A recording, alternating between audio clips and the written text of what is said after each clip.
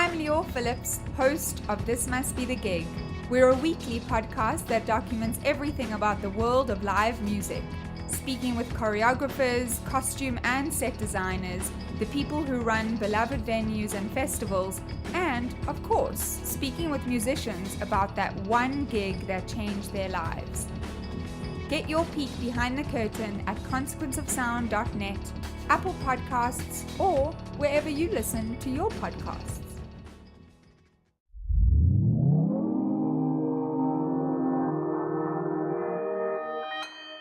Consequence Podcast Network.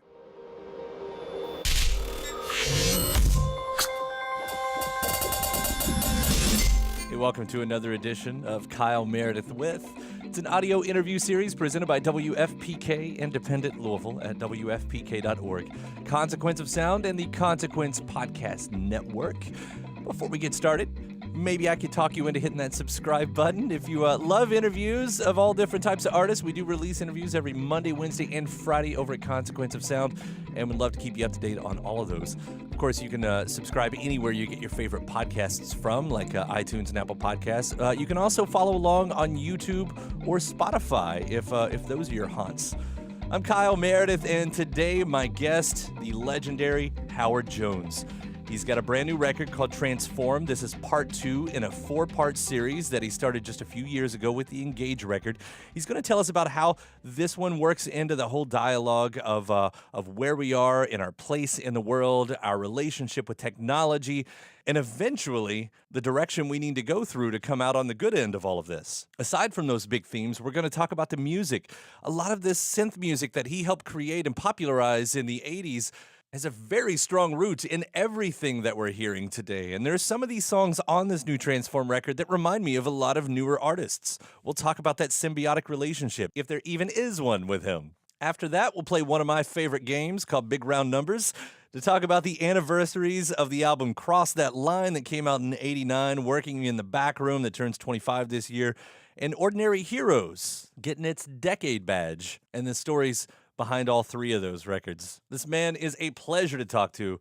It's Kyle Meredith with Howard Jones. Hi, Kyle. It's Howard here. Yeah. How are you? Let me congratulate you on Transform. What a fantastic record that you've got here. And as I read, so this is part 2 in a 4-part series, right? Yes, that's right. Yes. I set myself like a 10-year plan. And the first was Engage, which was sort of like, we need to stand up and get involved and not be bystanders.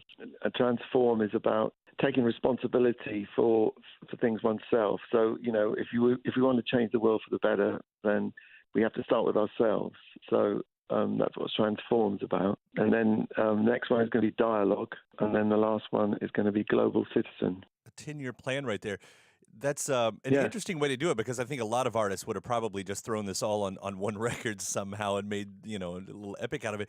But seeing that far ahead, do you feel like, does that take the weight off your shoulders of trying to come up with something, and also does it kind of lock you in place as to what you have to write towards now? Yeah, it gives you feeling, and also, already I'm thinking about the next one and the one after that, about, how I'm going to do them and what form I'm going to take. And it just gives you a sort of sense of, a journey that you're going on, and that, it's an ambitious project that challenges me, to keep working and to keep focused. Well, it's obviously a very relevant concept that you're tackling here, and it might be an obvious answer, but why did you pick this kind of concept? Well, I think that I feel that I want to make the most valuable contribution to my world, really, and I'm a musician. I've been very fortunate to be in this position where I can make records and I can release them, and there are people who want to hear them. So I want to take that really seriously and make sure that the work is of value to people, and it's inspirational and encouraging and thought-provoking. And I think that's what art should do, and I'm taking that really seriously. So with Transform, do these musically, do they change for you? So you've got the concept lyrically and thematically. Do you tackle that in the same way musically, album to album? Yeah, I mean, I like the idea of the music reflecting, what the subject matter is. But I mean, I can't really say how the music does that for Transform. It's just a really good platform for the lyrics, and songs like Beating Mr. Neg, which is about the negative voice that sits on our shoulder and really wants to stop us doing what we're capable of and taking away our confidence. And I really want to talk about those things that affect everyone. They certainly affect me, and I'm sure they affect everyone else as well. And the music is a really good platform for me to say those things. Yeah, I'll take some of the song titles here too, because with a concept like this, you could have gone dark and we're all doomed kind of a thing. But Take Us Higher, Transform, Beating Mr. Neg, Eagle Will Fly Again. I mean, it feels like you've got some good optimism going on here. Well, yeah. I mean, it is my my philosophy of life. I guess to be hopeful about the future. It's absolutely no point in being doom and gloom about it, because nothing is ever going to change. And I just believe that whatever problems and difficulties that we face, that as human beings, we have the resources to turn it round. And if we don't have a hopeful view of the future, we'll never be able to have the energy and determination to do that. I decided sort of long ago that was going to be my philosophy. I was going to believe that things could be better. Things can only get better if we decide, and it is a choice. Well, I love how you've written it in here anyway, and I fall in love with these songs so quick too. I'll bring up one of the the pre-release singles here with the One to Love You. Big fan right away of this one. What I noticed though musically, it's a very modern sound, because if you hadn't told me this was a Howard Jones track, and maybe you said this was the new Washed Out or Toro y Moi or something like that, I think I would have believed you. And well, it was. The One to Love You was the first collaboration that I did with BT. So, he brings his massive skill set to that track. And he's from a younger generation than me. He's sort of an electronic pioneer in his own right. And so I've always been a huge fan of his. So that was just a perfect collaboration, really, for us to work together. That sound, in the past decade, at least since you've started with this new series and everything, the synth sound has a very strong footing these days. Once again, in every part of the thing, and I don't know, do you keep paying attention to that? Are you watching a lot of these artists that are citing you as influences? I'd like to say that I do a huge amount of research, but I don't really have time to do too much of that. I mean, I keep up with what's going on. I listen to the radio. I listen to Spotify. I listen to the new releases. But I also listen to classical music and choral music, and I really am kind of doing what I do, and I think it's important to keep up with technology of our times and be able to use it and put the effort into using, and then you kind of almost by accident sound more contemporary because you're using you're sort of kind of keeping up. I mean, I believe that technology has always driven music forward. I mean, when you go right back to the harpsichord, which had no, just like there was one volume, each time you pressed a key, that evolving into the piano, primitive pianos, which then again evolved. And as a result, musicians grabbed onto that and they created, amazing work as the technology developed. And I just feel that, it's a principle that's been going on since since people stretched a piece of string across a piece of wood. You know what I mean? It's like, I think technology has always driven things forward, and so I think it's important to use the technology of your time, and it certainly is for me. I mean, we're the first people to be able to use this, so we really should embrace that. Yeah, well, it is great how it kind of lines up like that. As you said, using the technology kind of makes it sound modern in itself, but to sound so in sync with what's happening, in pop culture, I guess. I mean, it's a nice bit of luck. I don't know what it is. Yeah, well, I really, I mean, no, it's certainly not intentional on my. I mean, I just do what's instinctively right for me.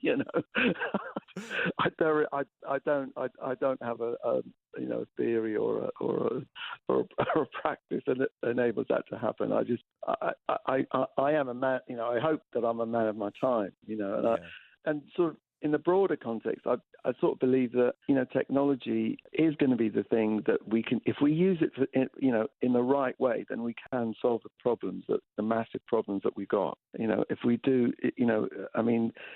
human beings are incredible at developing new techniques and solving problems, and if we put it to the right use, we can, technology can save us from extinction. Is that interesting though? Because it used to be the sci-fi writers who would warn us about technology, in sort of a way that it was going to be the doom, and I think we see that, and I'm sure you probably see that as well, as we get sucked into social media on our phone and all of our heads are down. That's the one way, but to try to find that right way to make it save us, I'm on board with you with that. Yeah, everything has its sort of negative aspects. Technology can be used to make nuclear bombs, or it can be used to power the world, and it's our choice. It's always going to be our choice.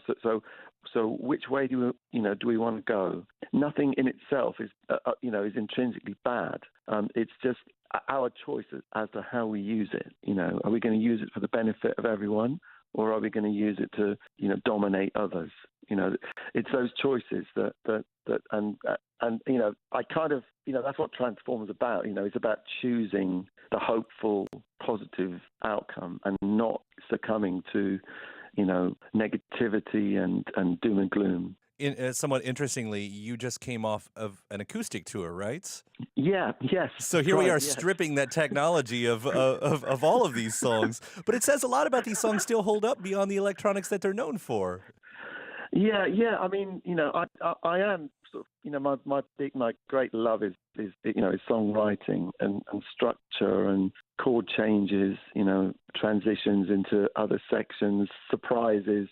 That is my absolute passion, sort of probably even more than the sort of, synth side of it, really. It's how songs work and how chord changes make you feel, and, transitions into other sections. This is my passion. Do you ever feel like it gets weighted down, like that you have to speak towards a certain sound because of what you're known for? No, I don't really. I mean, I knew that the fans wanted me to make another synth record, because they kind of made, in that, because I've got really nice fans who don't give me a hard time, but I felt this sort of gentle encouragement to make a full-on synth record again, and I was really in the mood for doing that, so those two things coincided well. But I mean, I can only really do what I do.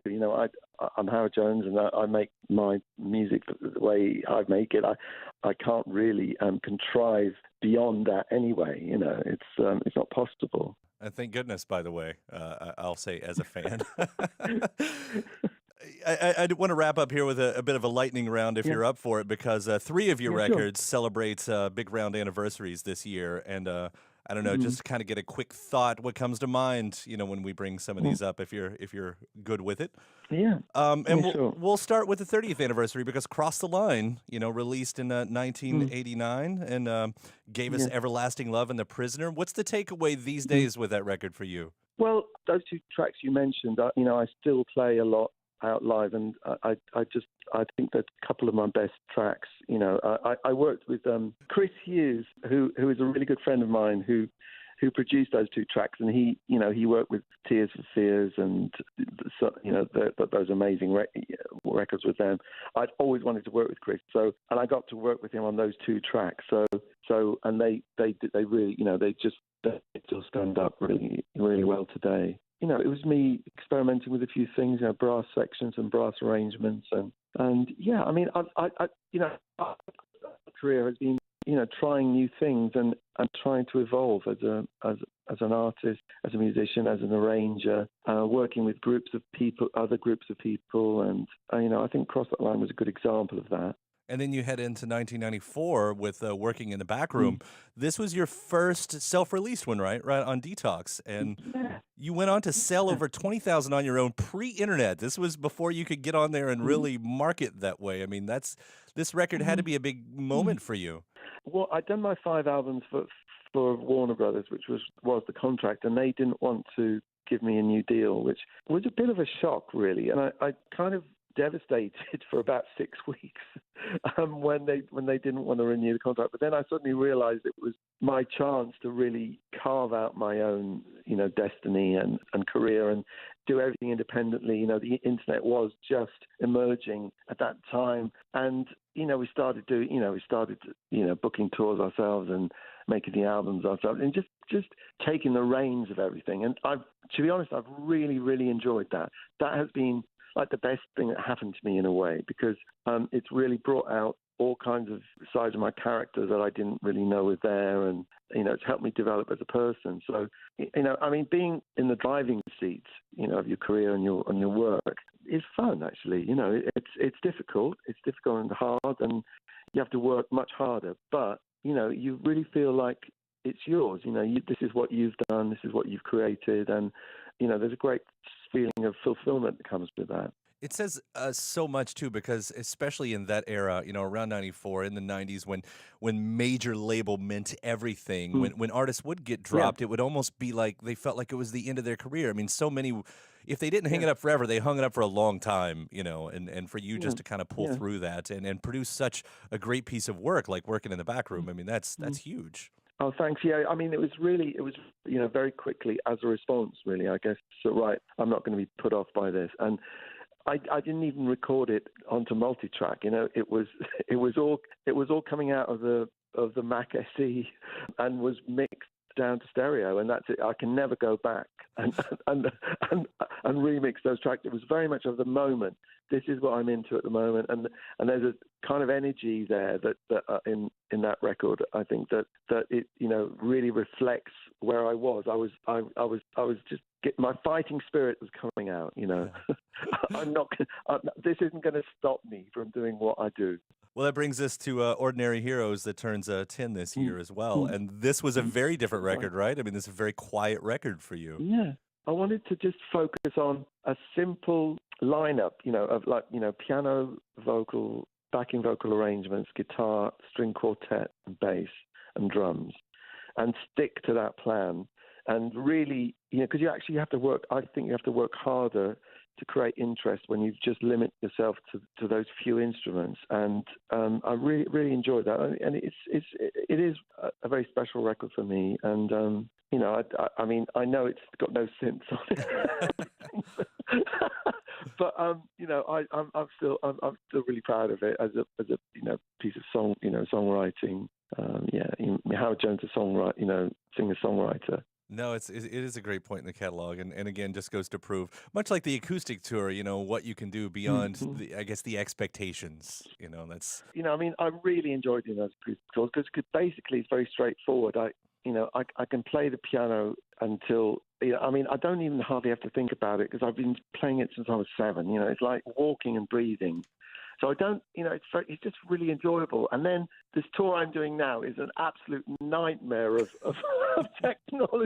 technology and complexity, and so many things that can go wrong, so many things that have to be addressed, and new things you have to learn. I don't know why I keep doing that to myself, but I guess when you hear it, in its finished form, it's like it is very, very, it's very exciting, and it feels like a hell of an achievement. So, and also, you really are using the technology of the day, and you're taking a risk. And whereas when I'm doing the acoustic shows, it's not so much of a risk for me.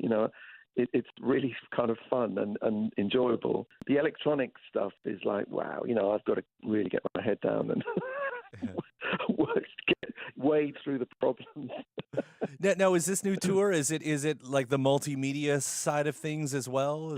Are you working all that in? Yeah, we've, constructed a whole set of visuals that go with everything that, have been, really carefully thought out. And, there's contemporary dance in there. There's lots of people in in the videos. It's not like sort of abstract art. It's very sort of human based, and we've done a lot of filming. And I've tried to make it complementary to the show because I've found that when I go to shows where, and I've been guilty of this as well, where it's basically a video through the whole show, and it's totally distracting, and it sort of takes you away from the actual what's happening. You've got an artist in front of you, and so what we try to do is sometimes there's nothing on the screen, and there's just one element that will be relevant to what I'm singing about, and we've really tried to be careful about that this time. So it's all learning process, trying to get it better all the time. Well, I'm looking forward to seeing what that looks like and sounds like with this. Yeah. Howard Jones, thank you once again. Congratulations on Transform and this whole big epic that you're working on right now. Yes, I hope I survive. Okay, no, thanks very much, Kyle. It's been really great speaking with you. Really great. Same here. Definitely an honor. Take care, and we'll see you out on the road. Okay, thank you. All the best. Bye now. Bye. Oh, a complete pleasure. Thank you to Howard Jones, talking about his latest album called Transform. Hey, before you get out of here, if you haven't already, I hope you hit that subscribe button. Again, maybe you're checking us out on YouTube or Spotify or wherever you get your favorite podcasts from. That includes iTunes and Apple Podcasts. You can subscribe there, and then please, give the series a rating and leave a review if you feel so inspired. After that, head over to WFPK.org, where I do a show every Monday through Thursday from noon to 3 Eastern, where you can also find some bonus episodes of this series. ConsequenceOfSound.net has your music and film news. Of course, you can find me at Twitter at Kyle Meredith and Facebook/Kyle Meredith. And that does it for another edition. I'm Kyle Meredith. I'll see you next time.